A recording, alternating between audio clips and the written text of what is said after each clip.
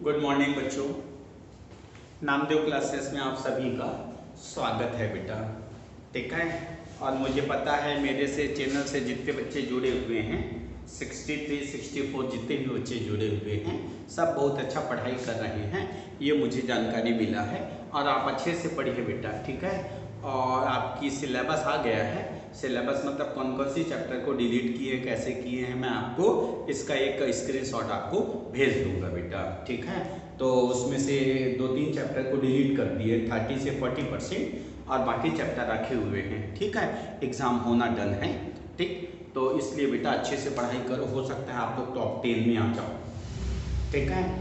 मतलब आप फायदा उठाओ, कोरोना काल का फायदा उठाओ। लोग पढ़ नहीं रहे हैं, लोग सुस्त हो गए हैं। क्यों?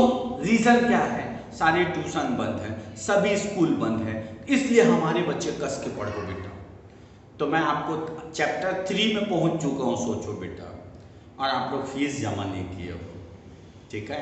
तो मैं आप लोग से बिल्कुल रिक्वेस्ट कर रहा हूँ बेटा कि आप 25 तारीख तक उस अकाउंट में जिसमें मैंने आपको टेलीग्राम में दिया है फीस जमा कर देना बेटा, प्लीज़ यार। क्योंकि मेरे यहाँ सोचो, मैंने साहू सर को बुलाया है, मैं देवांगन सर को बुलवाया हूँ, मैं पाटले सर को बुलाया हूँ। यदि आप लोग फीस नहीं दोगे तो ये बताओ मेरा नाक नहीं कट जाएगा। उन लोग बोलेंगे नामदेव सर के यहाँ पढ़ाने जाते हैं लेकिन वहाँ से कुछ तो फीस मिलता नहीं है। इसलिए प्लीज़ प्यारे बच्चों, आप सबके सब उस अकाउंट नंबर में फीस डाल दो ताकि उनको भी मैं कुछ दिवाली खर्चा दे सकूं बेटा, ठीक है। और मैं तो ये आप लोग से रिक्वेस्ट करूंगा कि बार बार टीचर पाचर होने के बजाय एक ही बार में 8,000 की फीस दे दो, खेल खत्म साल भर का आपका बेटा, ठीक है। तो आज मैं आप लोग को पढ़ाने जा रहा हूँ विद्युत वाहक बल, इलेक्ट्रोमोटिव फोर्स, ठीक है। ये है हमारा विद्युत वाहक बल, इलेक्ट्रोमोटिव फोर्स। इलेक्ट्रोमोटिव फोर्स होते हैं और इसका न्यूमेरिकल हर साल आता है बेटा, डन। इसका न्यूमेरिकल तो अभी तक मैंने देखा है लगातार 10 सालों से आया है। तो व्हाट इज इलेक्ट्रोमोटिव फोर्स?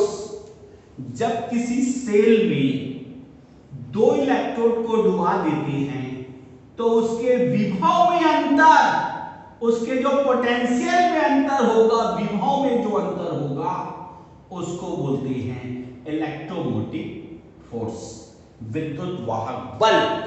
जब किसी सेल में 2 इलेक्ट्रोड डूबा है और उसके विभव में जो अंतर होगा वो विद्युत वाहक बल कहलाता है।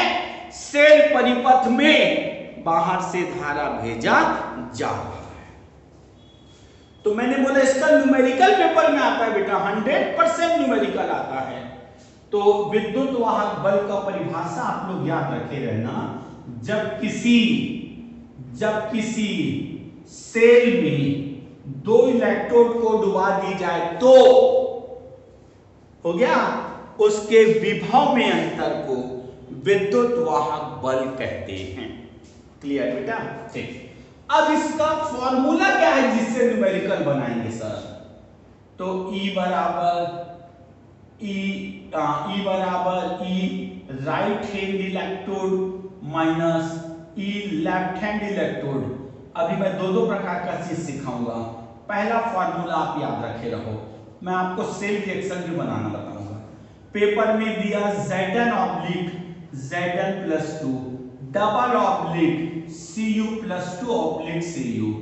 Ezn का मान दिया हुआ है -0.76, Ecu का मान दिया हुआ +0.34 और पूछे गए एग्जाम में इसका विद्युत वाहक बल या सेल विभव का मान कितना होगा। तब इस फार्मूला में आप रख दो, इसको E0 भी बोलते हैं, E0 मतलब स्टैंडर्ड पोटेंशियल। अब हमारे राइट में क्या है? ये वाली सेल के राइट में क्या है? This is a right hand side, this is a left hand side. Right में कॉपर है सर, तो हम कॉपर की वैल्यू रखेंगे यहां पे, तो +0.34 माइनस लेफ्ट में क्या है सर? हमारा जिंक है, तो मैंने रखा -0.76। माइनस माइनस प्लस हो जाएगा, E0 बराबर प्लस 0.34 प्लस 0.76, जब दोनों को मैं जोड़ दूंगा तो 1.10 और उसकी यूनिट होती है वोल्ट। ये न्यूमेरिकल आपके लगातार 10 सालों से पूछा गया है। 10 सालों से ये न्यूमेरिकल को मैं देख रहा हूं, ये न्यूमेरिकल 10 सालों से पूछा है, ठीक है। और मैं सिखा दे रहा हूं क्योंकि मैं जानता हूं कि मेरे जितने भी बच्चे जुड़े हुए हैं उनको जब तक 2-4 न्यूमेरिकल ना बताऊं तब तक उनको थोड़ी सी दिक्कत होती है।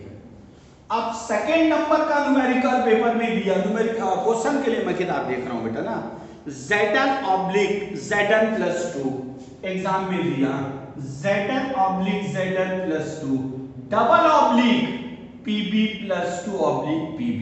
अभी मैं आप लोग को ये कैसे बनता है ये भी सिखाऊंगा, चिंता मत करना।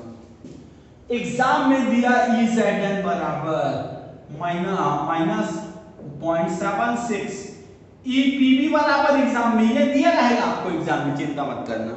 EPB बराबर दिया -0.13, तो सेल विभव का मान क्या होगा? तब मैंने आप लोग को बोला ये वाला राइट हैंड साइड है और ये वाला लेफ्ट हैंड साइड है, तो right hand side minus left hand side, right hand side मतलब -0.13 माइनस में दिया है, फिर माइनस, फिर ये हो जाएगा -0.76, ठीक है, माइनस माइनस प्लस हो गया बेटा, E0 बराबर -1.3, ये प्लस हो गया 0.76, आप इसको इससे घटा दो तो बचेगा कितना, E0 प्लस का मान बढ़ा तो प्लस बचेगा, 3 बचा और 6 बचा, ये प्लस में बचा, आंसर वोल्ट।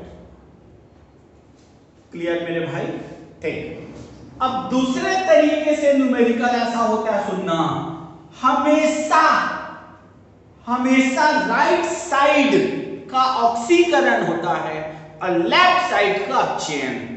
तो मैंने फार्मूला चेंज कर दिया, E0 बराबर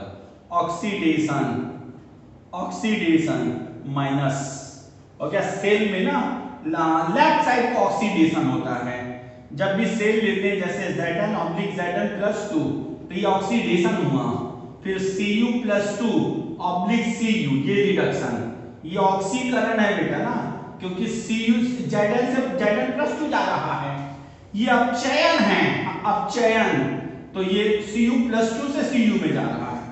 तो इसको देख के मैं फॉर्मूला बना दे रहा हूं, E बराबर E, हम राइट को पहले लेते हैं, राइट को, क्योंकि राइट हैंड साइड है, तो मैंने किया अपचयन, मैंने यहां पे किया अपचयन, माइनस E ऑक्सीकरण।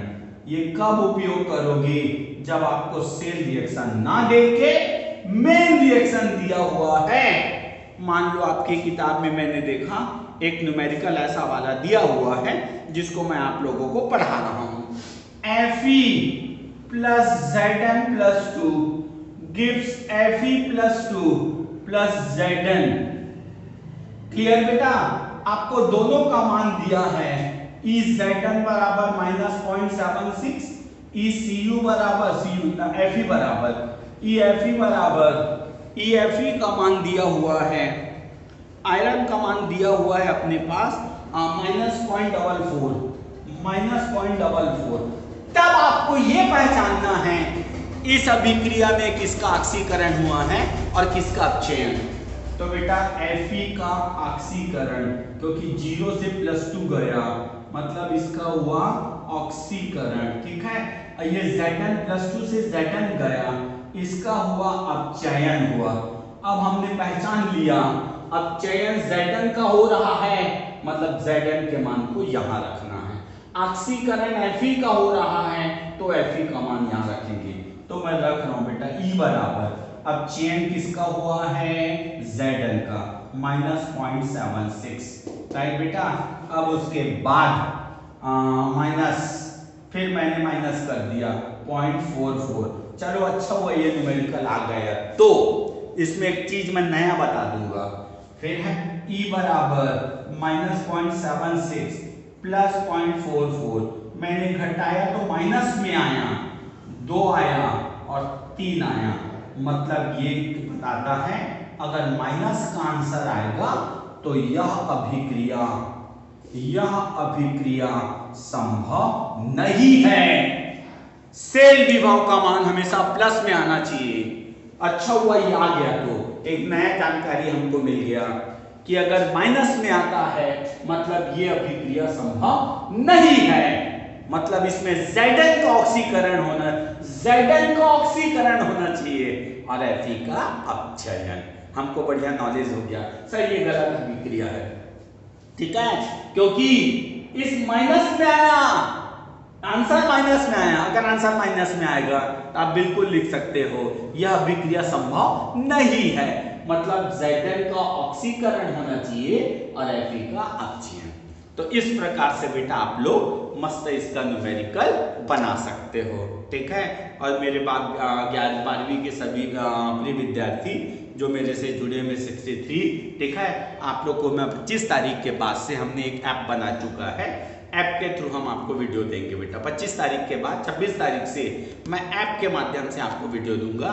वो वीडियो को आप बिल्कुल शेयर नहीं कर सकते, आप अपने पास ही बस रख सकते हो, ठीक है। इसलिए मैं सभी विद्यार्थी से अनुरोध करता हूँ कि बेटा जल्दी से जल्दी हमारी 8000 कंप्लीट कोर्स साल भर की, चाहे आपके एग्जाम मार्च में हो, चाहे आपके एग्जाम अप्रैल में हो, चाहे आपके एग्जाम और आगे हो, हम तब तक आपको पढ़ाते रहते हैं, पढ़ाएंगे। और इसमें हम आपको टेस्ट भी लेंगे। और अगर ऑफलाइन हो जाए, अगर गवर्नमेंट के द्वारा मान लो कोचिंग खोल दिया गया, तो जो बिलासपुर के बच्चे हैं वो आके कोचिंग में पढ़ सकते हैं, और बाहर के बच्चे हैं उनको वीडियो कंटिन्यू पूरी साल भर जाएगी। आप ऐसा मत सोचना कि अगर मान लो गवर्नमेंट ने अगर कोचिंग को ओपन कर दिया तो हम लोग क्या करेंगे, जयराम नगर के हैं तो। नहीं बेटा, हमारी दोनों क्लास चलेगी, ऑनलाइन भी क्लास चलेगी और ऑफलाइन भी क्लास चलेगी, ठीक है बेटा। Okay, good luck.